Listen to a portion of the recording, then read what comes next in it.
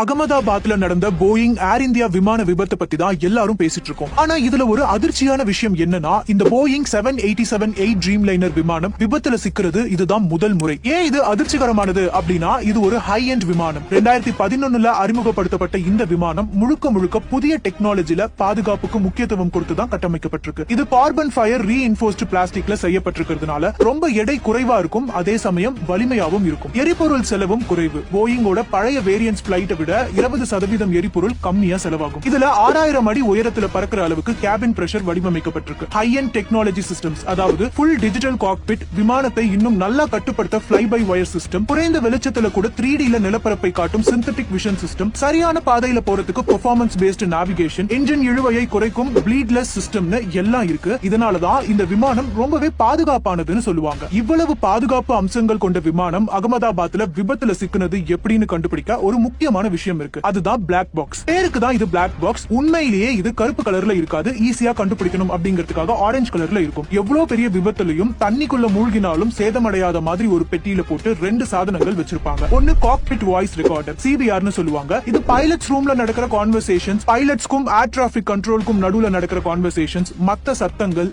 எல்லாத்தையும் பதிவு செய்யும். இது பைலட்ஸ் என்ன செஞ்சாங்க, எப்படி முடிவெடுத்தாங்கன்னு தெரிஞ்சுக்க உதவும். இன்னொன்னு பிளைட் டேட்டா ரெக்கார்டர், எஃப்டிஆர்னு சொல்லுவாங்க. இது விமானத்தோட வேகம், உயரம், இன்ஜின் நிலை, விமானத்தின் பாகங்கள் எப்படி நகருதுன்னு நூற்றுக்கணக்கான தகவல்களை பதிவு செய்யும் சாதனம். இந்த தகவல்களை வச்சு விமானம் எப்படி பறந்துச்சு, சிஸ்டம் எப்படி வேலை செஞ்சதுன்னு கண்டுபிடிக்கலாம். இப்போ அகமதாபாத்ல நடந்த விபத்துல இந்த பிளாக் பாக்ஸ்களை கண்டுபிடிச்சிருக்காங்க. உண்மை என்னன்னு ஆய்வு முடிவுகள் வந்ததுக்கு அப்புறம் தான் தெரியும். அதிகாரப்பூர்வ தகவல்கள் இன்னும் வெளிவரல.